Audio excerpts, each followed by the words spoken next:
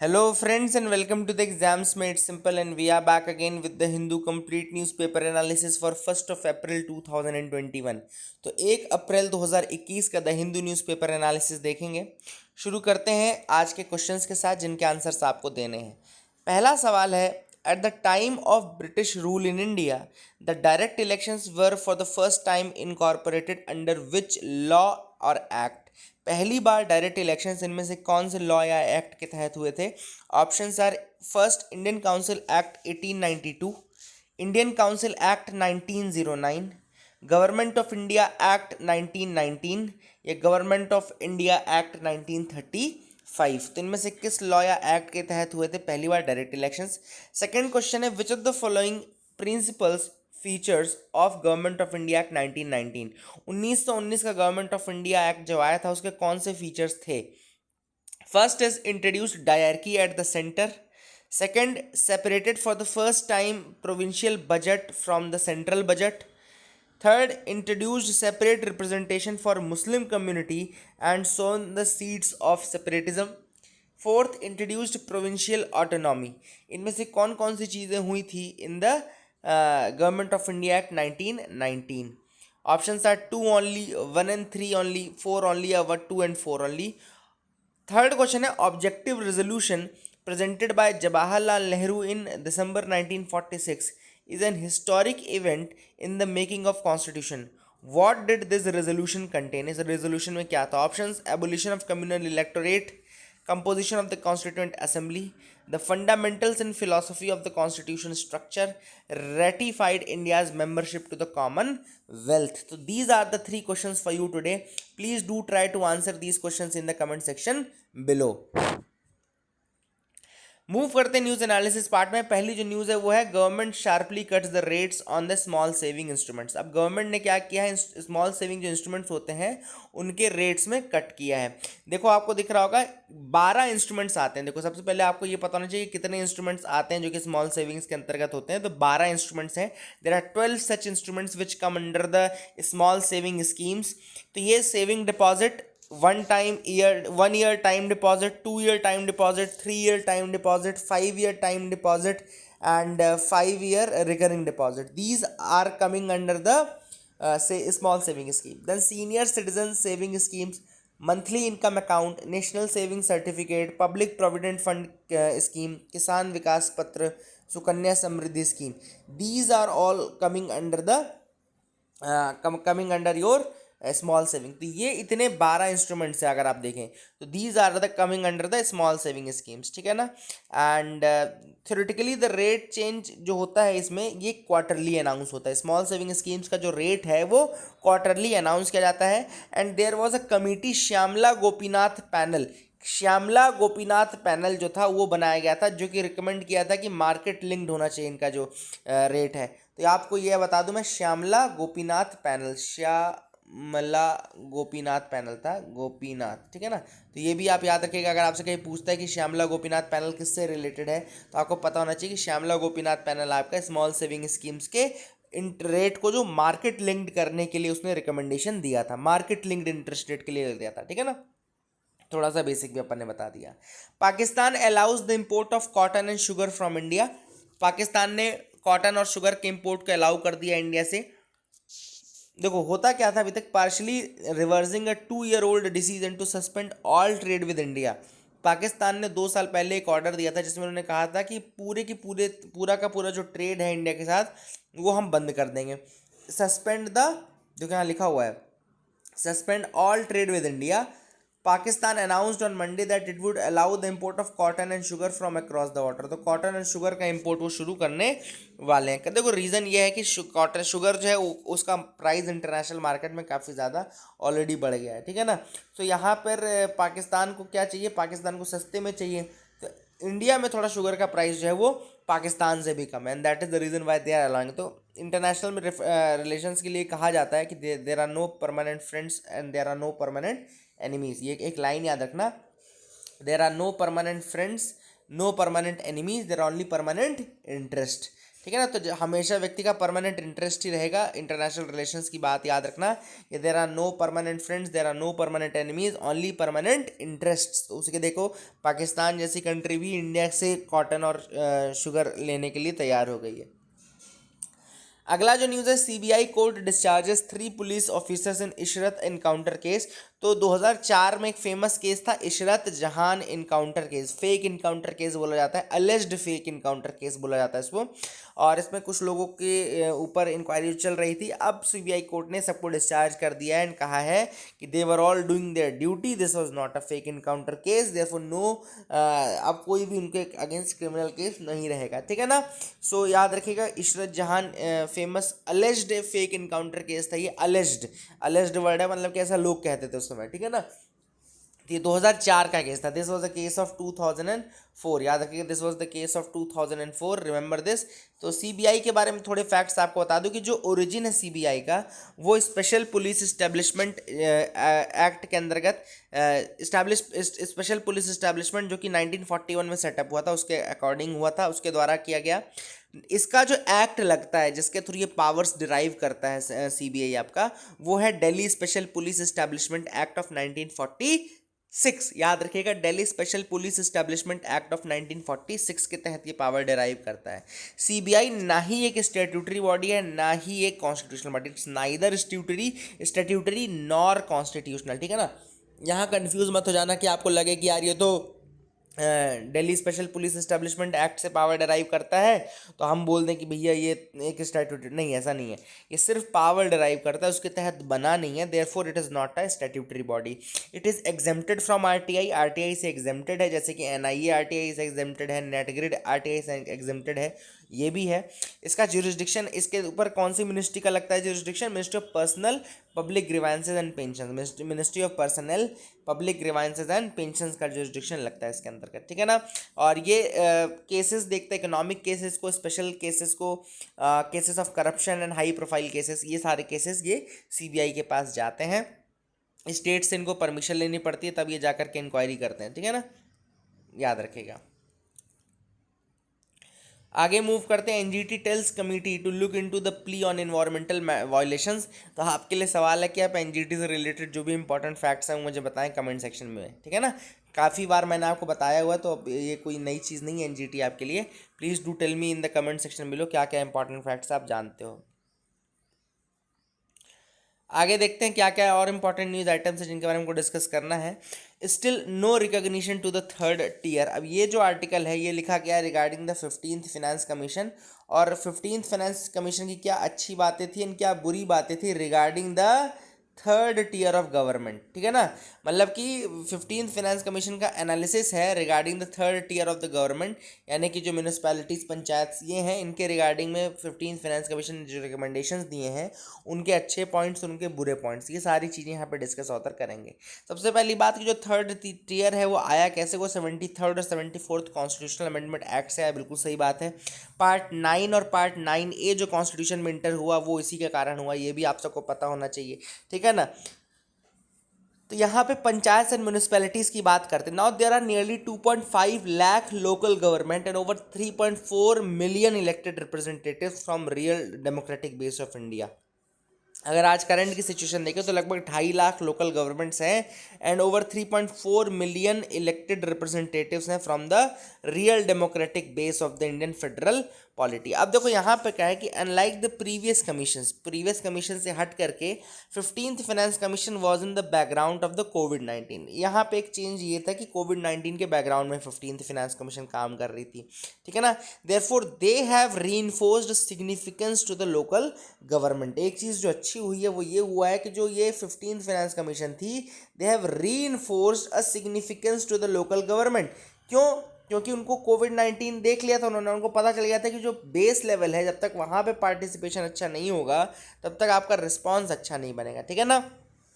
Gram sabha and other participatory institutions in containing the crisis, role of gram sabha and other institution, जो local institution, उनका role बहुत ज़्यादा बढ़ जाता है। ऑब्वियसली बात है, देखो जब लोग तक नहीं निकल पा रहे हैं ऐसे केस में जो वहाँ की लोकल गवर्नमेंट है वही तो सबसे अच्छा एक्ट कर पाएगी।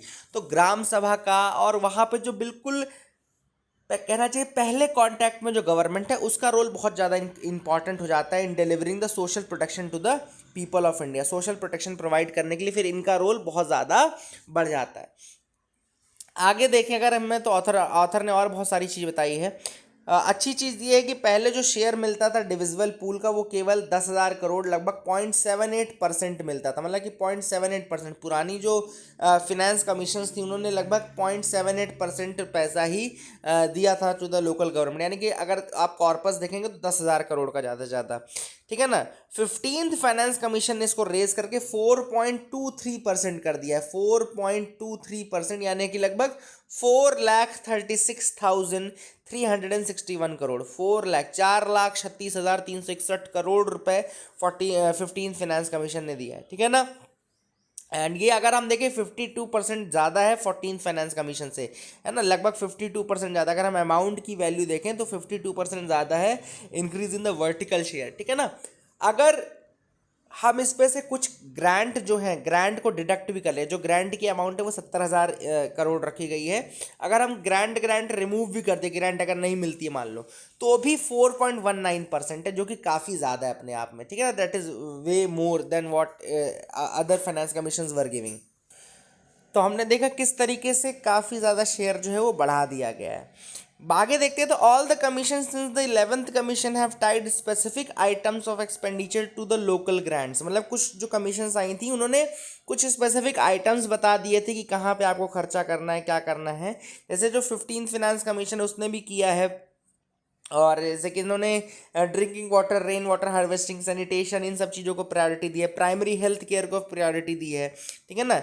एंड लेकिन एक चीज़ है जहाँ पर कि अब ऑथर स्टार्ट करता है क्रिटिक, तो वो है कि परफॉर्मेंस बेस्ड जो ग्रांट है उनको कम कर दिया गया है। जो 15th फाइनेंस कमीशन है उसने परफॉर्मेंस बेस्ड ग्रांट को कम कर दिया गया है, कम कर दिया है एट जस्ट रुपीज़ 8,000 करोड़, तो 8,000 करोड़ पे ला दिया है। That they have reduced the performance based grants, ठीक है ना। तो एक ये चीज़ आपको याद रखनी है कि परफॉर्मेंस बेस्ड ग्रांट्स को जो है वो कम कर दिया गया है, ठीक है ना।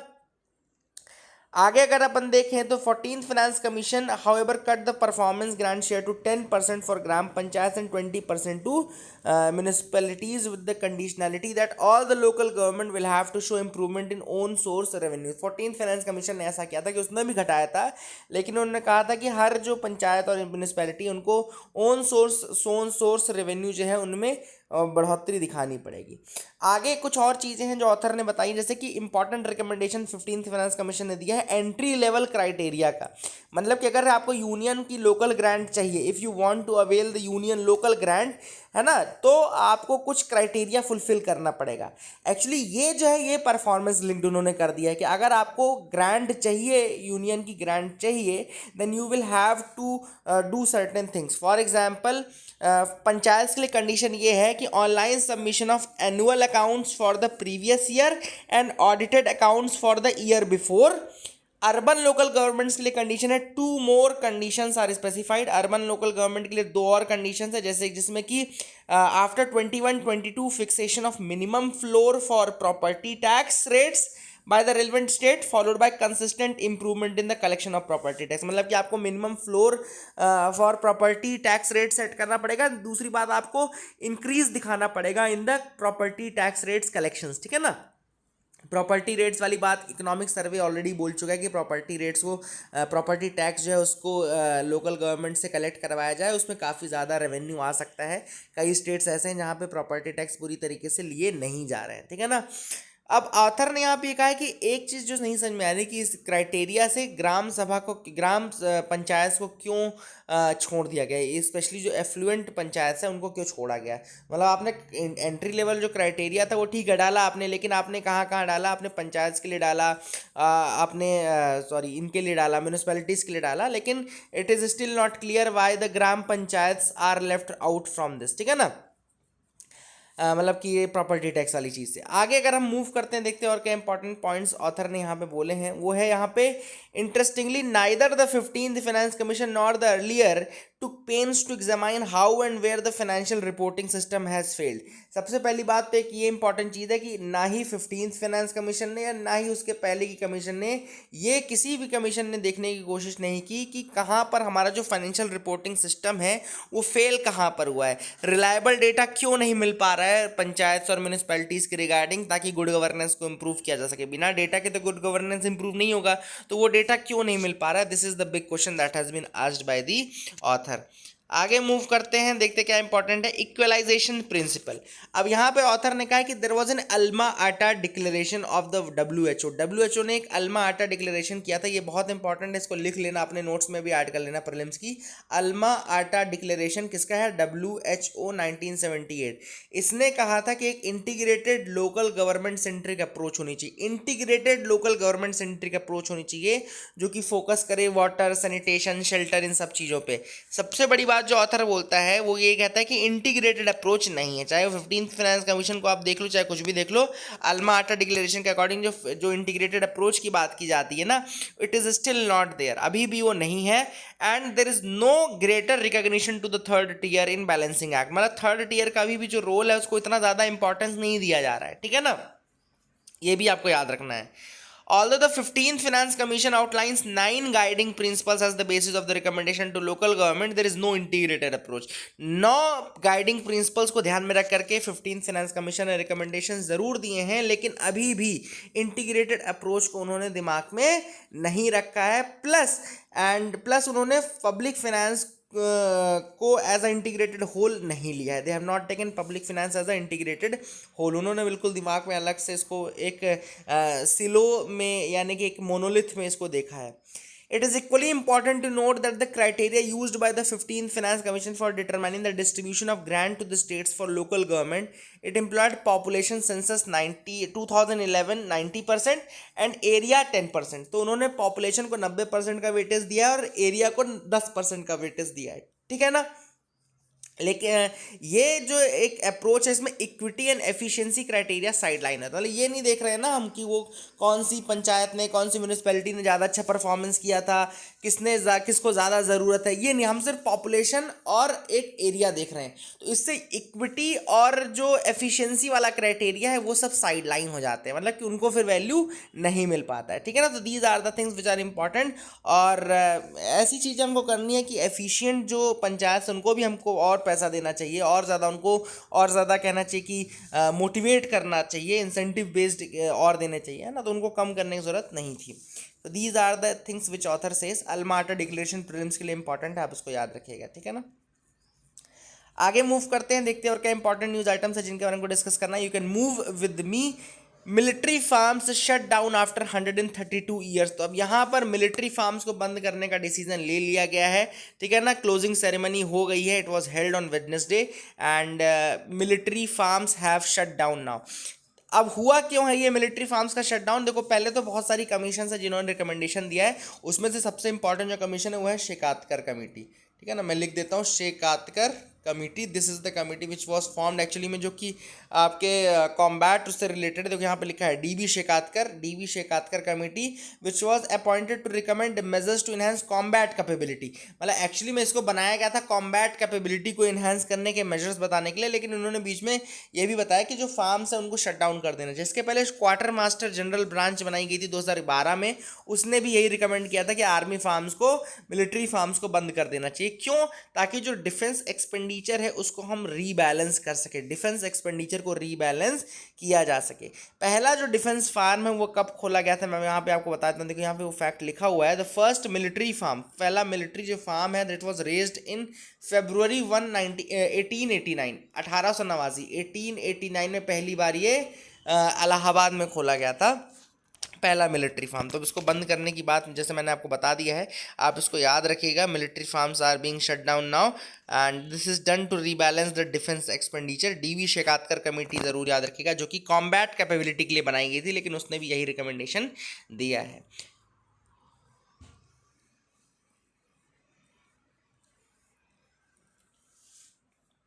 आगे देखो न्यूज है, Joe Biden set to announce $2 trillion infrastructure plan. $2 trillion का इंफ्रास्ट्रक्चर प्लान प्रपोज किया है अमेरिका के लिए for the next 8 years. Joe Biden ने $2 ट्रिलियन का इंफ्रास्ट्रक्चर प्लान किया है for 8 years.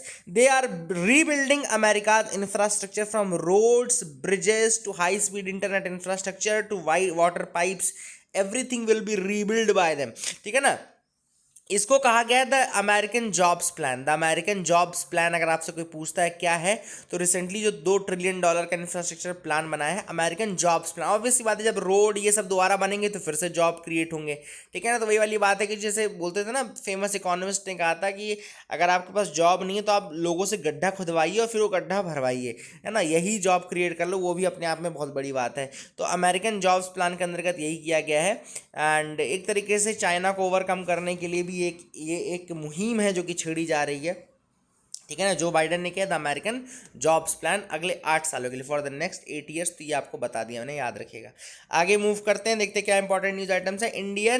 India's GDP to grow 7.5% to 12.5% in the financial year 2022 says World Bank. World Bank का कहना है कि इंडिया की जो जीडीपी है वो ग्रो करेगी 7.5% से 12.5% से तक इन दिस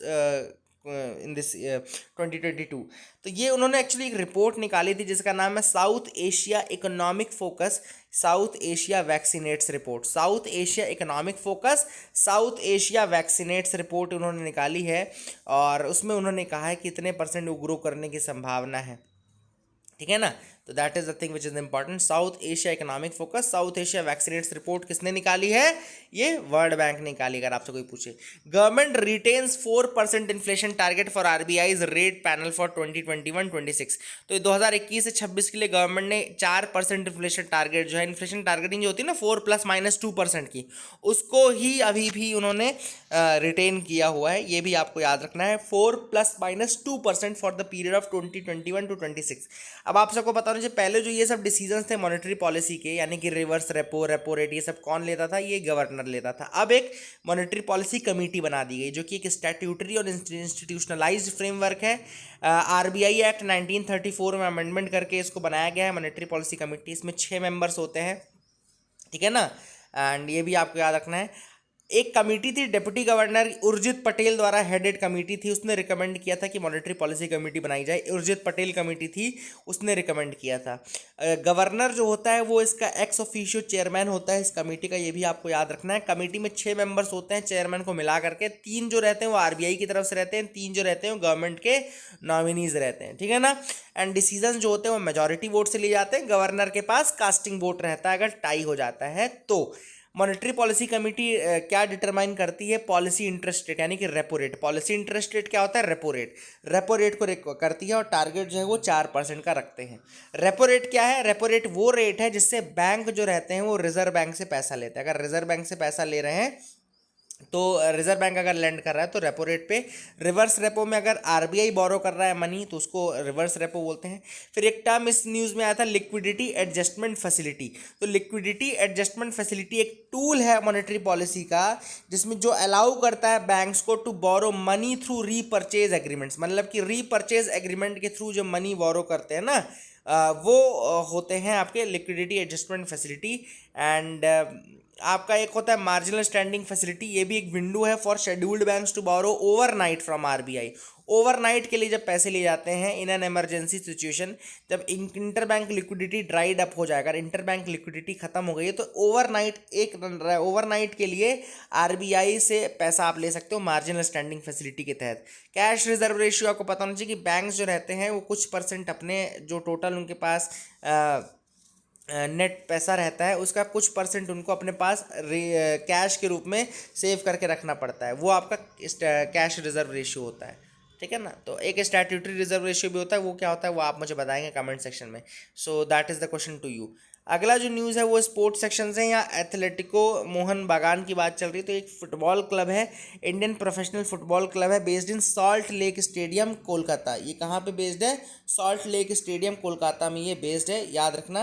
एंड आगे अगर अपन देखें तो क्या है, the club competes in Indian super league, ये तो आप सबको पता होना चाहिए। आगे की न्यूज़ है Manpreet optimistic of strong show. तो इंडियन मेंस हॉकी टीम के कैप्टन है मनप्रीत सिंह। FIH की बात करेंगे तो इंटरनेशनल गवर्निंग बॉडी है फॉर फील्ड हॉकी, जो कि हेडक्वार्टर है लाउजेन स्विट्जरलैंड में। इसका है federation international D hockey. Full form क्या है? फेडरेशन इंटरनेशनल डी हॉकी या फिर इंटरनेशनल फेडरेशन ऑफ हॉकी। इसका हेडक्वार्टर है लाउजेन स्विट्जरलैंड में। ये भी आप याद। That is it for the day friends. I hope you like the video. Please do like share subscribe. Keep loving us, keep sharing us. Answers मैं आपको बता दूंगा, चलो कमेंट सेक्शन में आप अटेम्प्ट करिएगा अपनी तरफ से। That is it for the day. Thank you, have a nice day.